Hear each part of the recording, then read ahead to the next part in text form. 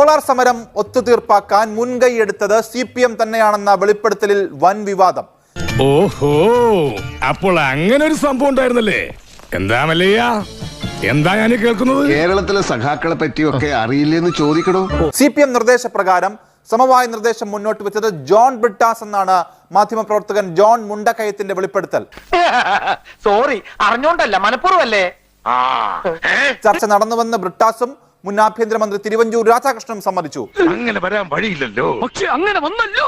ജോസിന്റെ എല്ലാ പ്രവർത്തനവും നമ്മുടെ നാടിന്റെ വികസനത്തിനാണല്ലോ എന്ന് ഓർക്കുമ്പോ ഒരാശ്വാസം. മലയാള മനോരമ മുൻ chief of bureau John Mundakkayam Malayalam വാരികയിൽ എഴുതിയ സോളാർ പരമ്പരയിലാണ് സമരം കത്തിച്ച CPM തന്നെയാണ് കെടുത്തിയതെന്നും വെളിപ്പെടുത്തുന്നത്.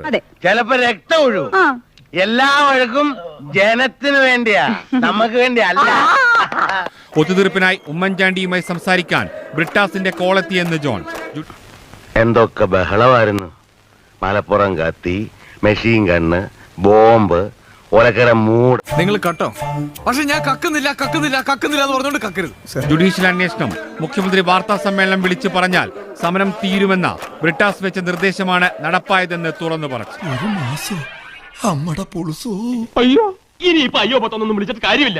കോൾ തിരുവഞ്ചൂരിന്റെ എന്ന് ബ്രിട്ടാസ് വിളിച്ചത് ചെറിയാൻ ഫിലിപ്പിന്റെ ഫോണിലേക്ക്. പക്ഷെ പാർട്ടി അറിഞ്ഞാണ് ചർച്ചയെന്നും സമ്മതിക്കൽ. എന്തേ, ജനങ്ങൾ സമ്പൂർണ്ണ സാക്ഷരത നേടിയതാണ് നമുക്കടിയായത്. എങ്ങനെ? സാക്ഷരത നേടിയപ്പോ ജനങ്ങൾക്ക് വിവരം വന്നല്ലോ. നീ മൊത്തം അറിയാം, അല്ലെങ്കിൽ ഇങ്ങനെ ഒരു ആറ്റപ്പണി ചെയ്യൂ. സോളാർ അഴിമതി ആരോപണത്തിൽ മുങ്ങി നിന്ന ഉമ്മൻചാണ്ടി സർക്കാരിനെ അധികാരത്തിൽ നിന്ന് വലിച്ചിറക്കാൻ ഇറങ്ങി പുറപ്പെട്ട ഇടതുപക്ഷ പ്രവർത്തകർ. നമ്മുടെ നാട്ടുകാരും വെറും മണ്ടന്മാരല്ലേടാ. പൈസക്ക് ടൈറ്റ് വരുമ്പോ നമുക്ക് ഇഷ്ടം പോലെ കത്തിക്കാം, പറ്റിക്കാം. പൊട്ടന്മാർക്ക് മനസ്സിലാവില്ലേ? അടികളുടെ മുഖത്ത് ഞങ്ങൾ ഇനി എങ്ങനെ നോക്കും? തത്വം പഠിപ്പിച്ചാൽ മാത്രം പോരാ, പ്രവൃത്തിയിൽ കാണണം. പാർട്ടി സെക്രട്ടറിയും പാർട്ടിയിലെ മുഖ്യനുമെല്ലാം പായ വിരിച്ച് കിടന്നുറങ്ങിയായിരുന്നു രാപ്പകൽ സമരത്തിന് നേതൃത്വം നൽകിയത്.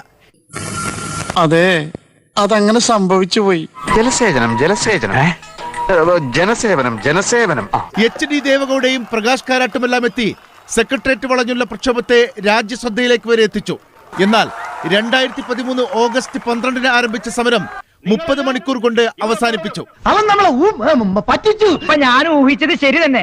പാർട്ടി തലപ്പത്തെ ചിലർക്കല്ലാതെ സമരം ഒത്തുതീരുന്നതിന്റെ സൂചനകളില്ലായിരുന്നു എന്ന് സാരം. ചില പ്രതിസന്ധി ഘട്ടങ്ങളിൽ പാർട്ടി ചില അടവ് നയങ്ങൾ സ്വീകരിക്കാറുണ്ട്.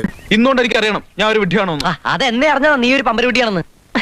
ഇടതുപക്ഷ ജനാധിപത്യ മുന്നണി തീരുമാനിച്ചത് ഇപ്പോൾ നാം നടത്തിവരുന്ന സെക്രട്ടേറിയറ്റ് ഉപരോധം ഇന്നത്തേതോടുകൂടി ഇവിടെ അവസാനിപ്പിക്കും.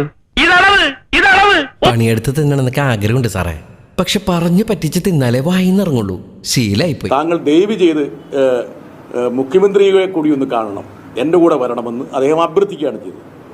മുഖ്യമന്ത്രിയായിട്ടുള്ള കൂടിക്കാഴ്ച ഞാൻ നടത്തി, തിരുവഞ്ചൂരും ഉണ്ടായിരുന്നു. അതിനകത്ത് യാതൊന്നും മറച്ചു വെക്കാനില്ല. പിന്നെ ഞാൻ അവിടെ ചെന്ന് പറയേണ്ടതൊക്കെ ഒന്നുകൂടെ ഒന്ന് പറഞ്ഞു തന്നെ. നിങ്ങൾക്ക് ഓർമ്മ അവിടെ പറഞ്ഞാൽ മതി. ആരാണ് ആദ്യം വിളിച്ചതെന്ന് പറയാതെ സമവായ ചർച്ച സമ്മതിക്കുന്നു തിരുവഞ്ചൂർ. ഒരുപാട് പ്രതിസന്ധികൾ ഫേസ് ചെയ്യേണ്ടതുണ്ട്. പാർട്ടിയെ കൺവിൻസ് ചെയ്യിക്കണം, പ്രതിപക്ഷത്തിന്റെ വായടയ്ക്കണം.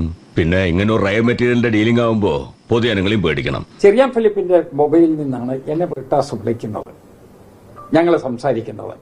പിന്നെ ബാക്കിയുള്ള കാര്യങ്ങളെ പരസ്പരമുള്ള വർത്തമാനമൊക്കെ. ശരിക്കും പറഞ്ഞാൽ ഞാനൊരു റിസ്ക് ആണ് എടുക്കുന്നത്.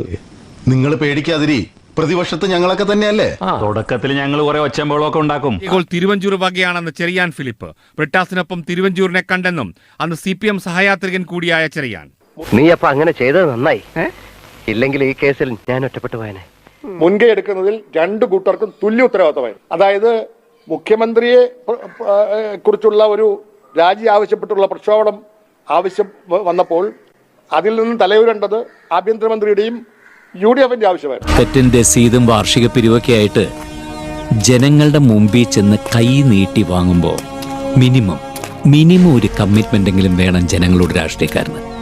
24 മണിക്കൂറും രാഷ്ട്രീയക്കാരനായിട്ട് അഭിനയിക്കുമ്പോൾ 1 മിനിറ്റെങ്കിലും അന്തസ്സുള്ള രാഷ്ട്രീയക്കാരനായിട്ട് ജീവിക്കും. അതേസമയം ഒരു സമരത്തിൽ ചെന്ന് പെട്ട് ആ സമരത്തിൽ ഊരിക്കൊണ്ടു പോകേണ്ടത് LDFന്റെ ആവശ്യമായിരുന്നു. ഒരാവേശത്തിലെടുത്ത് ചാടി വേണ്ടായിരുന്നു അല്ലേ? ഈശ്വര, ഇനി എന്ത് ചെയ്യും? ആലോചിച്ചിട്ടൊരെത്തും പിടിയും കിട്ടുന്നില്ല. സമരം തീർക്കാൻ ഒത്തുതീർപ്പ് ചർച്ചകൾ നടന്നുവെന്ന് 4 പ്രതികരണങ്ങളും വ്യക്തമാക്കുന്നു. ഞാൻ ആത്മാർത്ഥമായിട്ട് പറയാ, ഇനി നമ്മൾ തമ്മിൽ പരസ്പരം പാരവപ്പൊന്നും വേണ്ട. നമുക്ക് നല്ല നിലയിൽ പോകാം. ഈ റഷ്യ അമേരിക്കൻ പോലെ ഏറ്റുമുട്ട രണ്ടു കൂട്ടരും വിവരറിയും. കറക്റ്റ് ആണ്. തർക്കമുള്ളത് ആര് മുൻകൈയെടുത്തു എന്നതിൽ മാത്രം.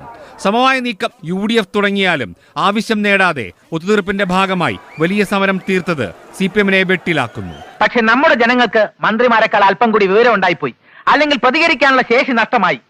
അതവർക്ക് തിരിച്ചു കിട്ടുന്നവരെങ്കിലും അങ്ങേ പോലുള്ളവർക്കും പോലീസിന്റെ അകമ്പടിയില്ലാതെ ഈ നാട്ടിൽ സഞ്ചരിക്കാം, ജീവഭയമില്ലാതെ. നമ്മളെ നാടും റോഡും ഒരേ മാതിരിയാ. എന്നും നന്നാക്കണ്ട്, എന്നാലോ ഒരു കാലത്തും നന്നാവൂല. ഞാൻ പോകുന്നു. Bye bye.